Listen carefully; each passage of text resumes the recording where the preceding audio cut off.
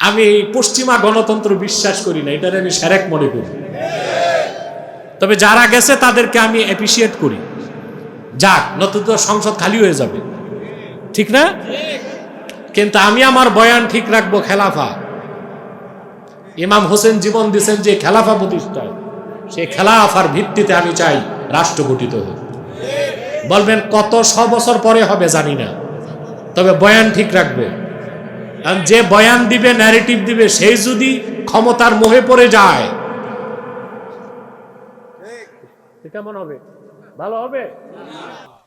আমরা বাংলাদেশে যে শিক্ষা ব্যবস্থাটা দিচ্ছি, এই শিক্ষায় পড়াশোনা করে ভার্সিটি থেকে অলি আউলিয়াও বের হয় না, আবার নাম করা বিজ্ঞানীও বের হয় না।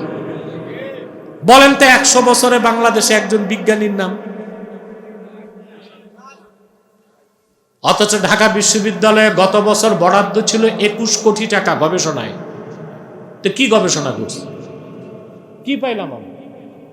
না আল্লাহ বুজুর্গ মানুষ পাই, না বিশ্ববিখ্যাত বিজ্ঞানী পাই, না নাম করা দার্শনিক পাই। যা পাই সব অফিসার। সব কি অফিসার? এত অফিসার দিয়ে কি করব? আমি বলে থাকি, আপনার দেখেন না, পৃথিবীর মানুষ শুরু করলো নৌকা দিয়া, এখন তারা সাবমেরিন বানায়। শুরু করছে কি দিয়ে? এখন কি বানায়? সাবমেরিন। আর আমরা নৌকাতে শ্যালো মেশিন ফিট করে ট্রলার বানাইছি। এই হচ্ছে আমাদের উন্নতি। জাপান 100 বছর আগে রিক্সা বানাইছে, এখন তারা স্যাটেলাইট বানায়। আর আমরা ওই রিক্সায় মোটর ফিট করে টেসলা বানাইছি। এই হচ্ছে আমাদের গবেষণা। এত স্টেজে উঠানামা করেন না, আল্লাহর রাস্তে বসেন। বোর্ড ডিস্টার্ব হয় আমার, এত উঠানামা ভালো না। আমি না বলি স্টেজে উঠার ফিস নেবেন 500 টাকা করে। এতে হয় কি জানেন? 500 টাকা দিয়ে যে উঠবে একবার, সার পোকা কামড়েলে ও তো আর নামবে না। টাকার একটা ধাক আছে তো। স্টেজে উঠানামা করবেন না। আর আসি আমি 10-15 মিনিট, আর ডিস্টার্ব করেন না। খেয়াল করতেছেন কথা? তাহলে আমাদের শিক্ষা ব্যবস্থাকে ইসলামী শিক্ষার ফ্রেমে ঢুকাইতে হবে, ঠিক না? আল্লাহ কবুল করুন, আল্লাহ মঞ্জুর করুন। যে কথাগুলো বলছিলাম ভালো করে খেয়াল করেন। মৃত থেকে জীবিত মানুষকে বানালেন, আপনিও আবার উঠছেন।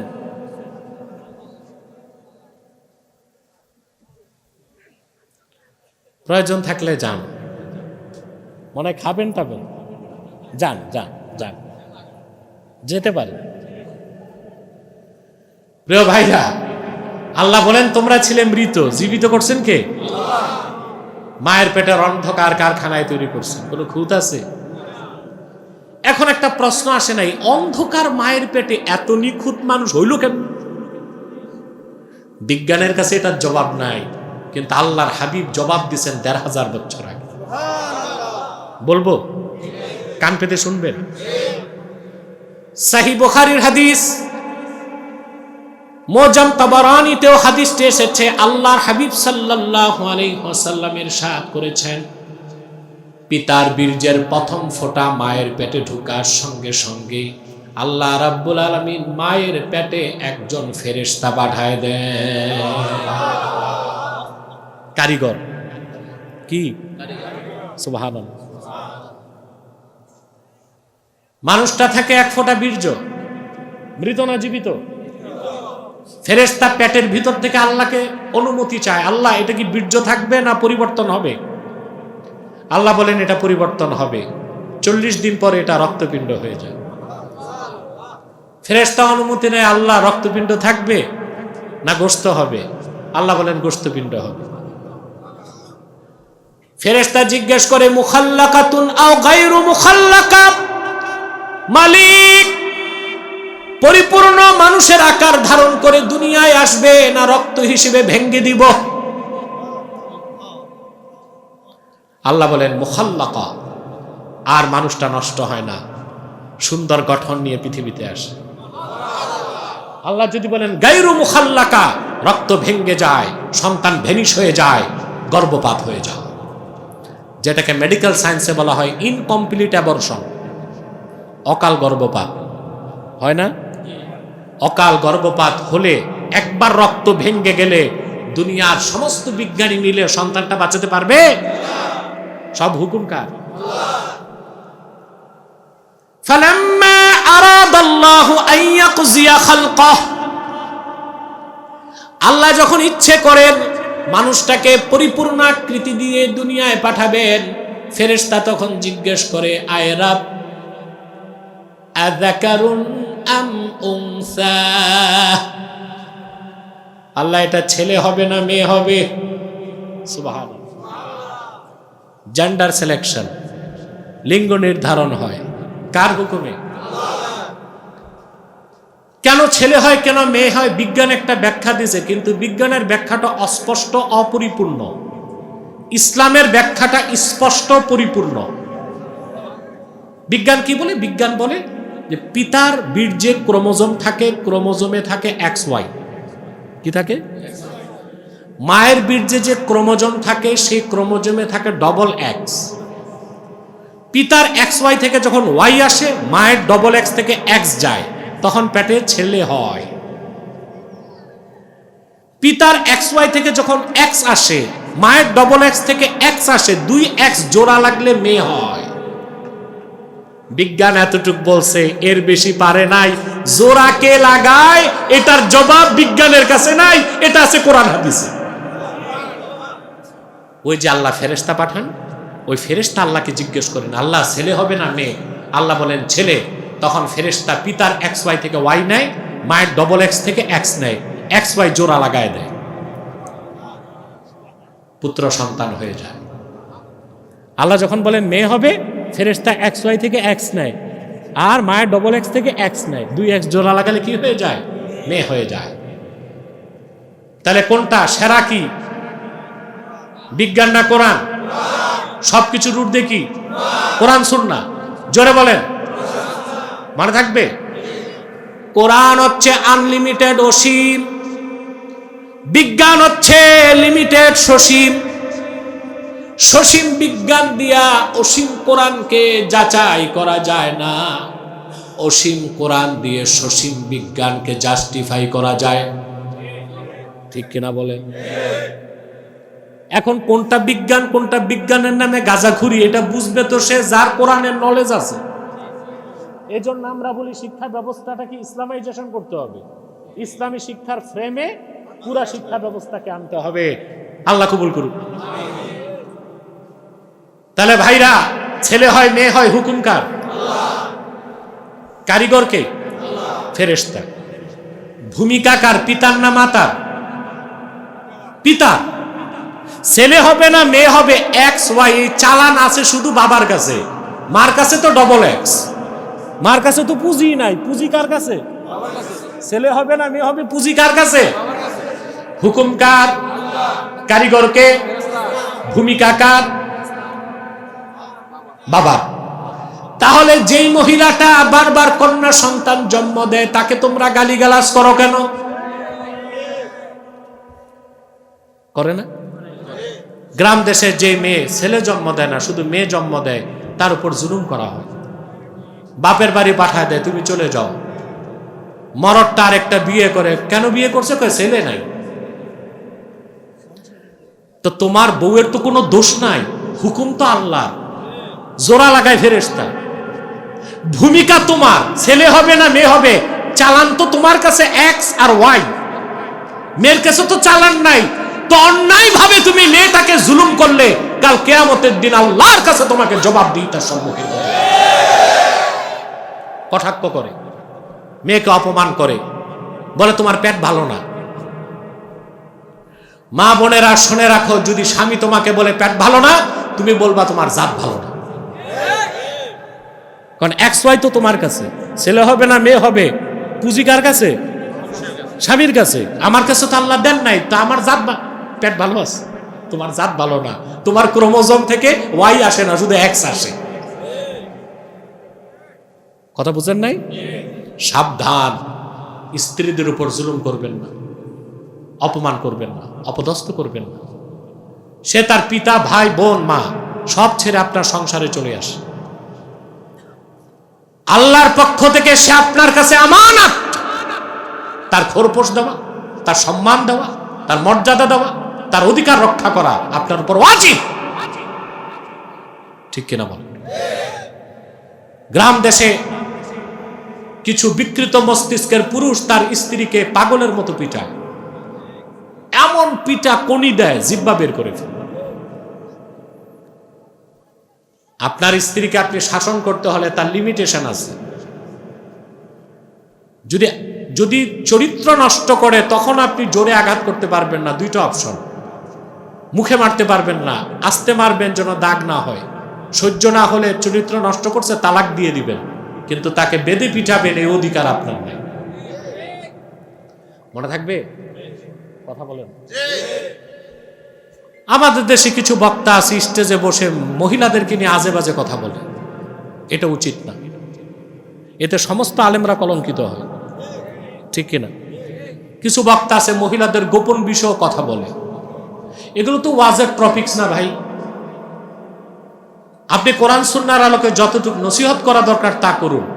মহিলাদের সম্মান, মহিলাদের মর্যাদা খাটো করা, তাদেরকে তুচ্ছ করা, এটা ভালো মানুষের কাজ না। বুখারী শরীফের হাদিস, আল্লাহর হাবিব সাল্লাল্লাহু আলাইহি ওয়াসাল্লাম ইরশাদ করেছেন, মা আকরামান নিসা ইল্লা কারীম ওয়া মা আহানাহা ইল্লা লাঈন।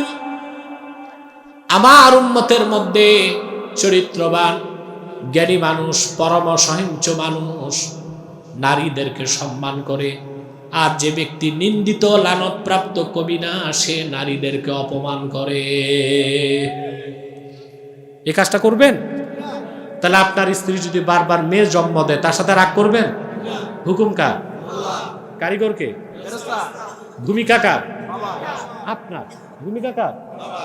আর মেয়ে হওয়া তো ভালো, মেয়ে হওয়া কি খোঁজ খবর। সুবহানাল্লাহ।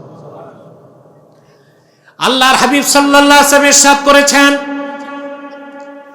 আমার যে উম্মত তিনটা কন্যা সন্তান পাবে, সে যদি খুশি মনে তিনটি কন্যা সন্তানের লালন পালন করে বিয়ের ব্যবস্থা করে দেয়, আল্লাহ রাব্বুল আলামিন আমার সে উম্মতকে বিনা আযাবে জান্নাত দিয়ে দিবে। কয়টা কন্যা? 30টা ছেলে হলেও এই খোঁজ খবর নাই। 3টা কন্যা খুশি মনে যদি গ্রহণ করেন, আনন্দ চিত্তে লালন পালন করে সৎ পাত্রে বিয়ে দিয়ে দেন, আপনার জন্য যদি মুসলমান হন জান্নাত ওয়াজিব হয়ে যাবে। খুশি আছে? আমি বসেছি 1 ঘন্টা হয়ে গেছে, আর 10 মিনিট কষ্ট দেই।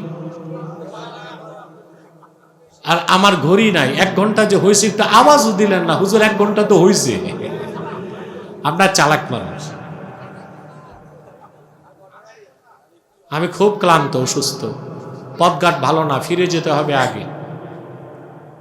আর কিছু সময় কথা বলবো, একটা পর্যায়ে যেয়ে ছাড়বো, যেন একটা সাবজেক্ট বুঝে বাসায় যাইতে পারে। ঠিক না? মাসুদ কথা বলো না, চুপচাপ থাক। সম্মানিত সুধী, আল্লাহ রাব্বুল আলামিন সেজন্য বলেছেন, কুনতুম আমওয়াতান ফাহইয়াকুম, তোমরা ছিলে মৃত, আল্লাহ তোমাদের জিন্দা করেছেন। সুম্মা ইউমীতুকুম, আবার তিনি তোমাদের মৃত্যু দিবেন। দেন কিনা? আহা, পৃথিবীতে এমন কোন কাফের মুশরিক আছে মৃত্যুকে স্বীকার করে না? না। এমন কোন মানুষ নাই, কাফের নাই যে মৃত্যুরে স্বীকার করে না, কারণ প্রতিদিন মৃত্যু আমরা দেখতেছি। ঠিক না? এটাকে অস্বীকার করার কেউ নাই। আছে? এই মৃত্যুটা দেন কে? আপনারা তো মৃত্যু চোখে দেখেন না, দেখেন মানুষটার মৃত্যু হয়, দেখেন মৃত্যু জিনিসটা দেখেন, এটা আল্লাহ হাসরে দেখাবেন, বেহেশতে দেখাবেন। আল্লামা জালালউদ্দিন সুয়ুতী রাহমাতুল্লাহ বর্ণনা করেন, জান্নাতীগণ যখন জান্নাতে চলে যাবে, জাহান্নামীরা জাহান্নামে চলে যাবে, জান্নাত জাহান্নামের মাঝখানে আল্লাহ পাক মৃত্যুকে হাজির করবেন ভেড়ার সুরত দিয়ে। কিসের সুরত? আল্লাহ ডেকে বলবেন, আমার জান্নাতি পেয়ারা বান্দারা তাকায় দেখো, জাহান্নামীদেরকে বলবে তোমরাও তাকায় দেখো, এটা হচ্ছে মৃত্যু। মালাকুল মউতকে আল্লাহ বলবেন এবার আমার হুকুমে মৃত্যুটারে জবাই করে দাও। আজরাইল মৃত্যুটারে জবাই করে দিবেন। আল্লাহ বলবেন জান্নাতীরা শুনে রাখো, জাহান্নামীরাও শুনে রাখো, মৃত্যু বলে আর কিছু নাই। জান্নাতীরা অনন্তকাল জান্নাতে থাকো, মৃত্যুর ভয় আর নাই। জাহান্নামীরা অনন্তকাল জাহান্নামে থাকো, মৃত্যু থেকে বাঁচারও আর উপায় নাই। মৃত্যু আসলে বেঁচে যাবার উপায় নাই, কারণ মৃত্যু বলে কিছু নাই। এই মৃত্যুটা দেন কি? পৃথিবীতে আসার সময় সিরিয়াল আছে, দাদা বাবা নাতি, যাওয়ার বেলায় নাই। আমরা দেখি দাদা কাঁধে নাতির লাশ নেয়, বাবা তার পুত্রের লাশ কাঁধে নেয়। মৃত্যুটা কখন আসবে আমাদের জানা নাই। এই মৃত্যুটা দেন কে? আল্লাহ জীবন দেন, এটা যেমন তার কুদরত, আল্লাহ মৃত্যু দেন, এটাও তার কুদরত। এটা একটু বুঝাই, কথা বলেন। মানুষের দেহে আল্লাহ দুইটা সিস্টেম রাখছেন, বিজ্ঞানের ভাষায় বলা হয় উপচিতি, আরেকটা হচ্ছে অপচিতি। এটা যারা জুলজি পড়ছেন তারা বুঝতে পারবেন। একটা হচ্ছে উপচিতি, আরেকটা হচ্ছে অপচিতি। বিষয়টারে আপনারা তো গ্রাম দেশের মানুষ, সহজ করে বলি, উপচিতি কি অপচিতি কি বুঝবেন। একই ক্ষেতের চাল, একই হাড়ির ভাত, একই দস্তরখানে বসে দাদা খায়, বাবা খায়, ছেলে খায়। সন্তানটা দিন দিন জোয়ান হয়, বাবাটা বৃদ্ধের দিকে যায়, আর বৃদ্ধ দাদা মৃত্যুর দিকে চলে যায়। একই ক্ষেতের চাল, একই হাড়ির ভাত, একই চুলায় রান্না, একই দস্তরখানে খেলো, সিস্টেম ভিন্ন ভিন্ন। তাহলে বোঝা যায় বেঁচে থাকতে চাইলেই বেঁচে থাকা যায় না। আল্লাহ তাআলা মৃত্যুর মাধ্যমে মানুষকে পাকড়াও করে তার কাছে নিয়ে যান। জন্মের পর থেকে শিশু বাচ্চা যত খায়, 28 বছর বয়স পর্যন্ত তার গোশত হাড্ডি আর দেহের কোষ বাড়তে থাকে। এটার নাম উপচিতি। 28 বছর বয়সের পর যত দামি খানা খাক, আর কোষ বৃদ্ধি হবে না, আস্তে আস্তে ক্ষয় হবে, এর নাম অপচিতি। আহা, আমাদের হাতে কিচ্ছু নাই, সব মালিকের হাতে। আমরা ওনার কাছে বন্দী। উনি যখন মন চায় মৃত্যুর পরোয়ানা জারি করে, আমরা আসামি আমাদের হাজির করে দেব। আমরা ভুলে আছি মুসলমান, আমরা ভুলে গেছি এটা। দুনিয়ার বিত্ত বৈভব রং তামাশা আমাদের অন্ধ করে দিচ্ছে। আমরা বেহুদাই নামাজ ছাড়ি, মদ পানি খাই, জানাবে বিচার করি, চুরি চামারি করি, ঘুষ খাই। দেশে সুদও বাড়ছে, ঘুষও বাড়ছে। ঘুষ শুধু অফিস আদালতে না, গ্রাম দেশে পঞ্চায়েত কমিটিতে বেশি ঘুষ চলে। রাগ করছেন? বিচার আচার করতে গেলে দেখা যায় যে মাতবর 2 দিক থেকে আকিস বিড়ির প্যাকেট নিছে, যেদিক প্যাকেট বেশি বিচারের রাগ ওই দিক গেছে। এগুলো নাই তো ভরণ পাড়ায়। যাক, আপনারা ভালো, আপনাদের এখানে কম, অন্যান্য এলাকায় তো আছে, ঠিক না? আল্লাহর ভয় যার আছে, আখেরাতে দাঁড়াতে হবে। সে নামাজ ছাড়বে? চিল্লায় বলেন, ছাড়বে? সুদ খাবে, ঘুষ খাবে, চুরি করবে, জেনা করবে, পরেরটা মেরে খাবে? সুবহানাল্লাহ। মৃত্যুটা কে দেন? এরপর আল্লাহ চতুর্থটা বলছেন, সুম্মা ইউহয়িকুম, আবার আল্লাহ তোমাদের জিন্দা করবে। ওইটাই কাফেররা বিশ্বাস করেন, আমরা বিশ্বাস করি। আমাদের কথা যিনি মৃত থেকে জিন্দা করছেন, আবার মৃত্যু দেন, ওনার পক্ষে সহজ, মৃত্যুর পর আবার তিনি জিন্দা করবেন। সহজ কিনা? মুসলমান কেন বুঝেন না? একটু খেয়াল করে দেখেন, ক্ষেত খামারে আপনারা বীজ বপন করেন, শস্য হয়, কথা বলেন। ধান পাট চাল বীজ বপন করেন না, গাছ হয়, ফল হয়। একটিবার চিন্তা করে দেখেন না, মাটিটাও মৃত, যে বীজটা বপন করলেন সেটাও তো মৃত। মৃত মাটির মধ্যে যে বীজ বপন করলেন তা তো পচে যাবার কথা, কিন্তু পচে না। মৃত মাটিতে মৃত বীজ থেকে পত্র পল্লবে সুশোভিত, ফলমূলে সুসজ্জিত এত সুন্দর সুন্দর বৃক্ষরাজি, শস্য শ্যামল প্রান্তরকে বানায় দেয়। মাটিও মৃত, বীজটাও মৃত মাটিতে মৃত বীজ থেকে জিন্দা গাছটাকে বানান। মৃত্যুর পরে আমার আপনার দেহ মাটিতে মিশে যাবে। আমাদের দেহের ছোট্ট একটা হাড়ের অংশ আল্লাহ রেখে দিবেন, ওখান থেকে তিনি হুকুম করে আবার হাসরে জিন্দা করবেন। করবেন কিনা? পারবেন কিনা? তাফসীর হুসাইনিতে এসেছে, কামা জিবরিল আমিন বাদা নাফাকাতিস সানি আলা সাখরাতি বাইতুল মুকদ্দাস। সিংহায় দ্বিতীয়বার ইসরাফিল ফুঁক দেওয়ার পর হযরত জিবরিল বাইতুল মুকদ্দাসের পাশে একটা বড় পাথরের উপর দাঁড়াবেন। পৃথিবীতে কোনো মানুষ তখন সব কবরে, সব কই? হযরত জিবরিল ডাক দিবেন পাথরের উপর দাঁড়ায়া,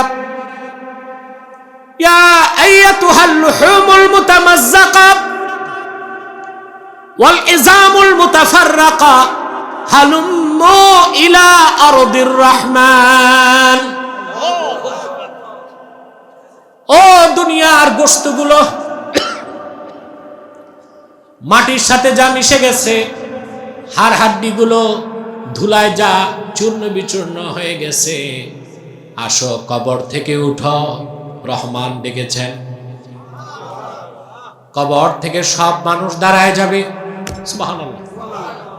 নত মস্তকে আল্লাহর কাছে হাজির হয়ে যাবে, মিজানের পাল্লার সামনে দাঁড়াবে হিসাব দেবার জন্যে। সুম্মা ইলাইহি, জোরে, সুম্মা ইলাইহি তুরজাউন। আল্লাহ বলেছেন তিনি জিন্দা করবেন, তোমরা সব আবার তার কাছে ফিরে যাবে। ফিরতে হবে কিনা? না ফিরে উপায় আছে?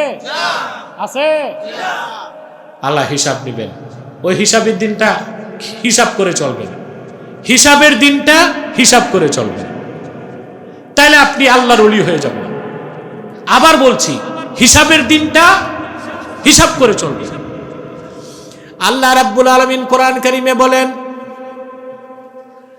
ইয়া আইয়ুহাল্লাযীনা আমানুত্তাকুল্লাহা ওয়াল তানজুর নাফসুম মা কদ্দামাত লিগাদিন ওয়াত্তাকুল্লাহ। হে মানব জাতি, মহান আল্লাহকে ভয় করো, আর প্রত্যেকটা মানুষ জন্য চিন্তা করে সে আগামীকালের জন্য কি পাঠিয়েছে। সুবহানাল্লাহ বলবেন। আল্লাহ বলছেন প্রত্যেক মানুষ জন্য চিন্তা করে আগামীকালের জন্য। এই দিক তাকাও ওবায়দুল্লাহ, ওখানে কি আছে? আল্লাহ বলছেন প্রত্যেকটা মানুষ জন্য চিন্তা করে আগামীকালের জন্য কি পাঠাইছে। এই আগামীকাল মানে রবিবার, যেদিন আল্লাহর সামনে দাঁড়াবো কিনা? হিসাব হবে, জোরে বলেন। সবকিছুর আপনি যত ভালো কাজ করছেন তা আপনি পাবেন, যত হারাম কাজ করেছেন তাও দেখবেন। মানুষ পৃথিবীতে এমনও গুনার কাজ করে তার স্ত্রী টের পায় না, প্রতিবেশী জানে না, সন্তানও খোঁজ পায় না, কেরামান কাতিবিন লিখে রাখতেছে, আল্লাহ সব দেখায় দিবেন। কোরআনে কারীমে আল্লাহ রাব্বুল আলামিন বলেন, ইয়াওমা তাজিদু কুল্লু নাফসিম মা আমিলাত মিন খাইরিন মুহদারা ওয়া মা আমিলাত মিন সু তাওয়াদ্দু লাউ আন্না বাইনাহা ওয়া বাইনাহু আমাদাম বাঈদা। আল্লাহ রাব্বুল আলামিন বলেন প্রত্যেক মানুষ পৃথিবীতে যে ভালো কাজ করছে তা সে পাবে আল্লাহর কাছে। সুবহানাল্লাহ। পাবি কিনা? আল্লাহর কাছে পাবি কিনা? আজকে যে ওয়াজে বসছেন পাবেন, দেখবেন। আল্লাহ সুবহানাল্লাহ। এই বৈঠকটা আল্লাহ দেখাবেন, পুরস্কার দিবেন। ওয়ামা আমিলাত মিন সু, আর মানুষ যত গুনার কাজ করেছে তাও সে দেখবে, পাবে।